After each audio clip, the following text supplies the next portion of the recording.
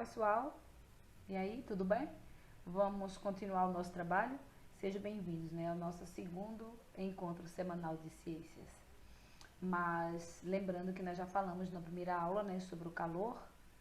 Agora vamos dar continuidade ainda sobre calor, Agora com calor e mudança de estado físico, tá bom? Nós vamos seguir da página 200 à página 204.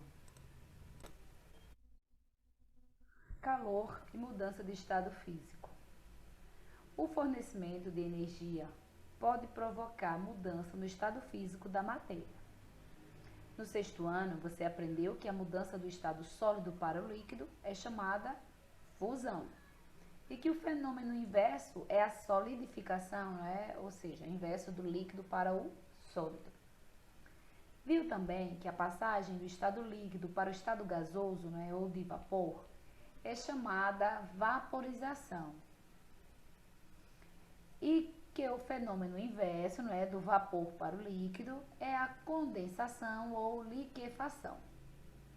O fenômeno da vaporização pode ocorrer pela ebulição, que é quando a água ferve e passa rapidamente do estado líquido para o estado gasoso, ou por evaporação, quando a água da roupa molhada evapora, passando do estado líquido para o estado gasoso lentamente no varal. Observe na figura 8.15, que é essa figura ao lado aqui, olha aí, considerando o sistema composto de água e gelo, durante o derretimento do gelo, o sistema continuará a 0 graus Celsius. Somente depois que todo o gelo derreter, a 0 grau, é que a temperatura começa a subir. As bebidas no balde de gelo, com gelo e água. Essa é a figura que nós acabamos de ver, Considerando que o sistema composto de gelo e água está em equilíbrio térmico, ou seja, não há troca de calor entre as partes, será que podemos perceber a quantos graus está esse sistema, mesmo sem usar um termômetro? O que você acha? Quando cedemos energia na forma de calor ao gelo, a temperatura em torno de 0 graus Celsius, ou seja, quando esquentamos gelo a aproximadamente 0 grau, sob pressão atmosférica constante ao nível do mar, a temperatura permanece a mesma, até que todo o gelo derreta. Só depois a temperatura da água começa a aumentar, caso o sistema continue recebendo energia na forma de calor. Ou seja, em um recipiente com gelo e água, nas condições descritas, a temperatura do sistema em equilíbrio térmico deve ser em torno de 0 graus Celsius, enquanto houver gelo. Se colocarmos água líquida no freezer, ela cede energia na forma de calor e atinge em torno de 0 graus Celsius também, A partir daí, a solidificação começa a acontecer e a energia na forma de calor continua a ser cedida para o compartimento do freezer até a água toda congelar. De forma semelhante, quando a água recebe energia na forma de calor e começa a ferver, que é em torno de 100 graus Celsius, sob pressão atmosférica ao nível do mar, passando do estado líquido para o estado gasoso, a temperatura permanece constante, começando a aumentar apenas quando toda a água tiver virado vapor. Então veja na figura. E o mesmo acontece no processo inverso, que é a condensação, quando o vapor cede energia na forma de calor. Olha aí a chaleira, a temperatura da água fervendo em uma chaleira permanece constante durante a passagem do estado líquido para o estado gasoso. A fumacinha que vemos sair pelo bico da chaleira é o vapor de água, que voltou ao estado líquido ao entrar em contato com o ar mais frio.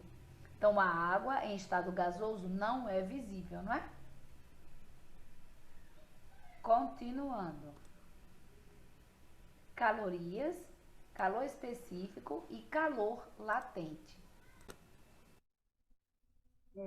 Para facilitar a comunicação, os cientistas utilizam um único grupo de unidades de medida, o Sistema Internacional de Unidades, que é o SI.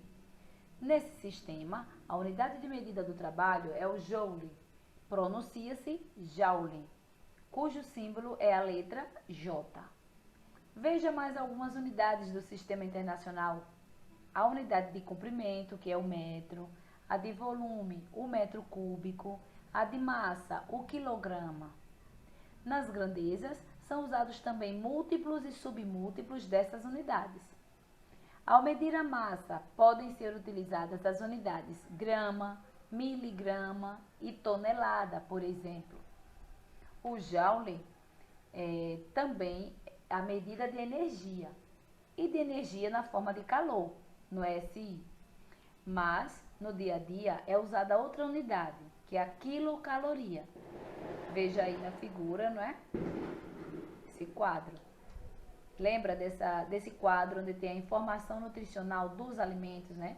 Nas embalagens dos alimentos, quando a gente vai ao supermercado, compra qualquer produto lá, a massa do fazer o cuscuz, ela sempre tem esse quadro aqui, né?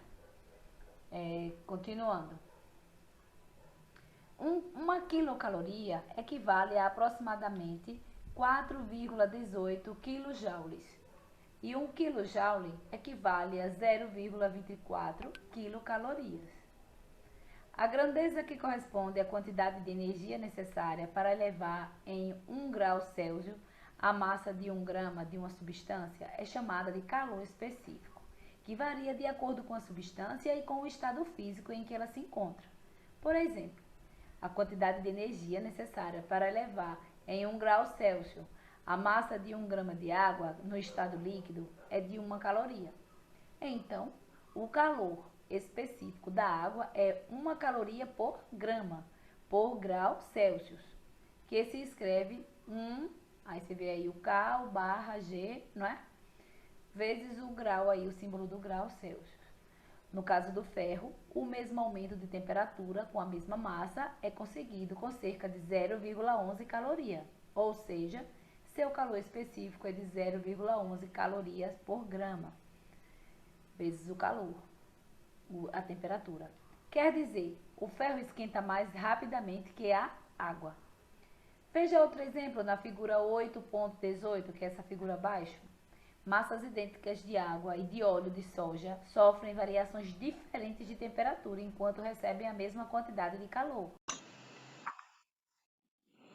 Pois o óleo de soja possui calor específico menor do que o da água.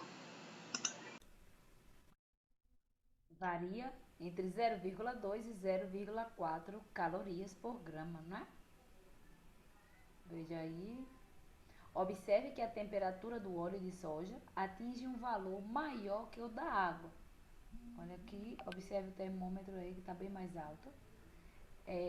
Mesmo que tenha havido a transferência de quantidades idênticas de energia na forma de calor. Então, a mesma chama para as duas substâncias reage diferente. Aquece mais o óleo, atinge maior temperatura. É por causa dessa propriedade que em um dia quente a água do mar ou da piscina pode estar mais fria que o solo. A temperatura do ar e do solo ou da areia da praia aumentam mais rapidamente do que a temperatura da água, quando expostos à mesma quantidade de calor. Ao longo do dia, a água vai esquentando e à noite ela esfria mais lentamente do que o ar e o solo. Por isso, à noite a situação costuma se inverter. Quanto maior é a massa de uma substância, maior é a quantidade de energia necessária para provocar sua mudança de estado físico. A quantidade de energia necessária para fazer uma unidade de massa de substância mudar de estado é chamada de calor latente, que pode ser de fusão ou de vaporização. No Sistema Internacional de Unidades, o calor latente é expresso em joule por quilograma. Mas é comum usar também a unidade caloria por grama. O calor latente de fusão da água é de 80 calorias por grama e o calor latente de vaporização é de 540 calorias por grama. Isso quer dizer que são necessárias 80 calorias para transformar 1 grama de gelo, a 0 graus Celsius, em água líquida, também a 0 graus Celsius. E são necessárias 540 calorias para fazer 1 grama de água líquida a 100 graus Celsius, passar para o estado de vapor. Do mesmo modo, quando 1 grama de água líquida a 0 grau, transforma-se em gelo a 0 grau, são liberadas 80 calorias para o ambiente ou para outro corpo que interage com o gelo, que é o calor latente de solidificação da água. Vamos lá. O calor e a dilatação dos corpos. Você já tentou desatarrachar a tampa de metal de um frasco de vidro e não conseguiu? Aqueles frascos, de algum produto alimentício que a gente compra e ele vem lacradinho ali, que acaba sendo um pouco difícil de abrir, o vaso, uma tampa de metal no frasco de vidro. Eu acho que você já deve ter visto. Quando isso ocorrer, experimente mergulhar a tampa de vidro em água morna por alguns minutos. Isso vai facilitar a abertura do frasco. Mas você sabe explicar por quê? Vamos lá. Em contato com a água morna, a tampa metálica aquece e se dilata mais do que vidro. Dessa forma, fica mais fácil abrir o frasco porque isso aumenta a folga entre a tampa e a rosca. Então, acontece aqui o mesmo fenômeno que explica a subida de álcool em um termômetro. O aumento da temperatura provoca o aumento das dimensões do corpo. Esse fenômeno é chamado de dilatação térmica, que acontece com sólidos, líquidos e gases. A maioria dos corpos dilata quando sua temperatura aumenta. Isso acontece porque, conforme descrito anteriormente, quando a temperatura aumenta, as partículas se movem mais rapidamente e se afastam mais umas das outras. Veja a figura aí, não é? Abaixo. Lembram que nós vimos as partículas de um sólido em temperatura mais baixa. Elas ficam meio fixas.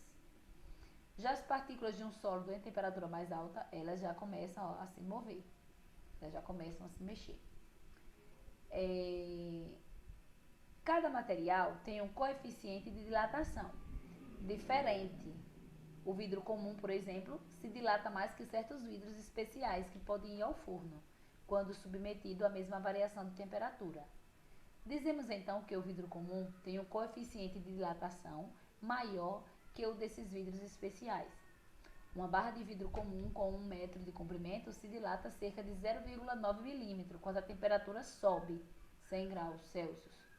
Nos vidros especiais, esse aumenta de 0,3 milímetros. Então é bem menos, não é? Por isso, em pontes, viadutos ou trilhos de ferrovias, podemos encontrar um espaço livre entre as peças para permitir a dilatação desses materiais e evitar deformações. Olha aí a junta de expansão. Já é para quando se dilatar, não é? A dilatação dos gases. Na figura 8.23, um balão de festa, que é a bexiga, foi submetido a uma temperatura de vários graus Celsius negativos. Depois esse balão ficou a temperatura ambiente. E o que aconteceu? Vamos lá. Olha aí. O balão de festa submetido a temperatura abaixo de zero. O balão de festa que estava sob temperatura abaixo de zero e depois foi deixado a temperatura ambiente. Olha a diferença. Balão. Você já sabe que as partículas de um gás se movimentam o tempo todo. Lembram lá que elas não param, não é? É o estado em que mais se movem, sem uma direção definida. Esse movimento faz com que um gás ocupe todo o volume do recipiente em que está contido.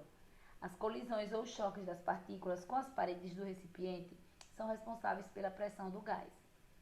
No balão de festa, em temperatura baixa, as partículas dos gases do ar movimentam-se com menos energia.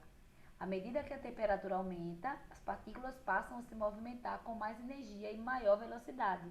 Com isso, exercem mais pressão sobre a parede interna do balão, que resulta no aumento do seu volume.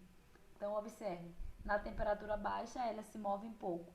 Aí, à medida que vai aquecendo, vai aumentando a temperatura, elas começam a se mover mais rapidamente e isso faz com que elas aumentem o volume aí no balão, certo?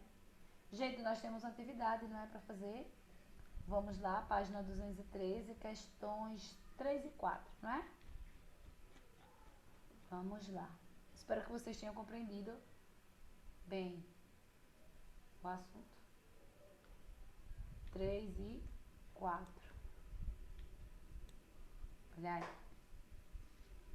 Por que é mais fácil abrir um recipiente de vidro se aquecermos um pouco sua tampa de metal? Nós acabamos de falar, não é? O metal vai se expandir, não é? Quando você coloca em água quente, como foi sugerido, esse metal acaba se expandindo, então acaba criando um espaço, né, entre o metal e o vidro, e com isso fica mais fácil de se abrir, não é?